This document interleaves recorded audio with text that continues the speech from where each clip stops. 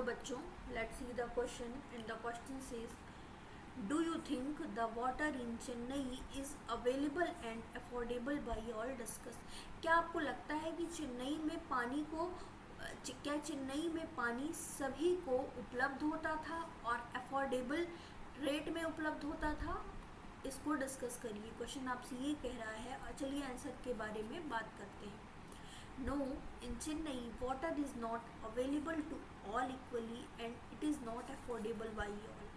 चेन्नई में पानी सभी को समान रूप से उपलब्ध नहीं होता था और ना ही अफोर्डेबल रेट में उपलब्ध होता था। The municipal water supply meets only half the needs of the people of the city. बेटा, जो चेन्नई का म्यूनिसिपल कॉरपोरेशन था, जो चेन्नई का नगर निगम था, जो पानी की सप्लाई को इंश्योर करता था, सभी तक पानी को पहुंचाता था, चेन्नई नगर निगम की केवल इतनी कैपेसिटी थी कि चेन्नई में जितने लोग रहते थे उनमें से आधे लोगों की पानी की ज़रूरतों को ही पूरा कर पाता था। चेन्नई का जो म्यूनिसिपल वाटर सप्लाई, जो वाटर मैनेजमेंट को रेगुलेशन करता था, सभी तक पानी पहुंचाता था, उसकी इतनी क्षमता थी कि वो केवल और केवल चेन्नई में जितने लोग रहते थे उनमें से आधे लोगों की ज़रूरतों को ही बस वो पूरा कर पाता था।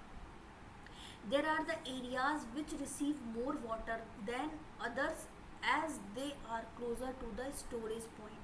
बेटा, उन लोगों को ज़्यादा पानी मिलता था, मतलब ज़्यादा पानी की उपलब्धता उस इलाके में होती थी जहाँ पर जो इलाका स्टोरेज पॉइंट के पास में होता था। सपोज मान लीजिए बड़ी सी टंकी रखी हुई है, टैंक रखा हुआ है, यहाँ पे पानी का खूब सारा, यहीं पे पानी स्टोर होता है और यहीं से हर जगह सप्लाई, पूरे शहर में सप्लाई इंश्योर की जाती है।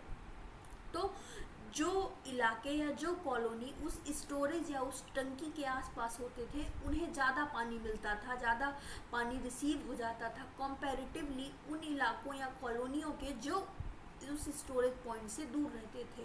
जो स्टोरेज पॉइंट से दूर रहते थे उन्हें कम पानी सप्लाई होता था और जो पास में रहते थे उन्हें ज़्यादा पानी मिलता था। The poor people are the worst sufferers as they do not have a water connection and even the brackish water from borewell is available for only 20 minutes every day. ये तो थोड़ा ऐसे इलाकों की बात हो गई, लेकिन गरीब लोगों की बात करें जो स्लम एरिया में रहते थे, उनकी स्थिति तो बहुत ही भयावह थी, बहुत ही बुरी थी। क्यों? क्योंकि ना तो उनके पास किसी भी प्रकार का कोई पानी का कनेक्शन होता था, कोई भी पानी का कनेक्शन उनके यहाँ पे नहीं होता था और जहाँ पे वो लोग रहते थे मात्र 20 मिनट ही पानी उनको आता था। केवल पूरे दिन में 20 मिनट ही पानी की उपलब्धता होती थी, वो भी बोरवेल का काला पानी।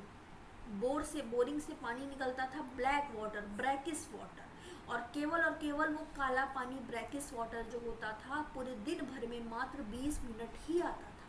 तो आप सोच सकते हैं कि कितनी बुरी स्थिति थी चेन्नई की। यही क्वेश्चन आपसे पूछ रहा है कि क्या चेन्नई में पानी की उपलब्धता सभी को थी और वो पानी अफोर्डेबल रेट में मिलता था? तो इसका आंसर ये मैंने आपको बता ही दिया कि ऐसा कुछ भी नहीं था। चेन्नई में ना तो लोगों को पानी मिलता था और साथ में ना तो अफोर्डेबल मिलता था। जो म्यूनिसिपल कॉरपोरेशन था चेन्नई का, वो आधे लोगों की पानी की ज़रूरतों को ही पूरा कर पाता था, सबकी ज़रूरत पूरी ही नहीं कर पाता था और उस एरिया या कॉलोनी को ज़्यादा पानी मिलता था जो स्टोरेज पॉइंट के पास में रहते थे। और गरीबों का और स्लम एरिया में रहने वाले लोगों का बहुत बुरा हाल था। क्यों? क्योंकि ना तो उनके पास वाटर कनेक्शन था और बोरिंग से ब्रैकिश वाटर, काला पानी आता था, मात्र 20 मिनट के लिए ही दिन भर में आता था। So I hope you understood it well. Best of luck.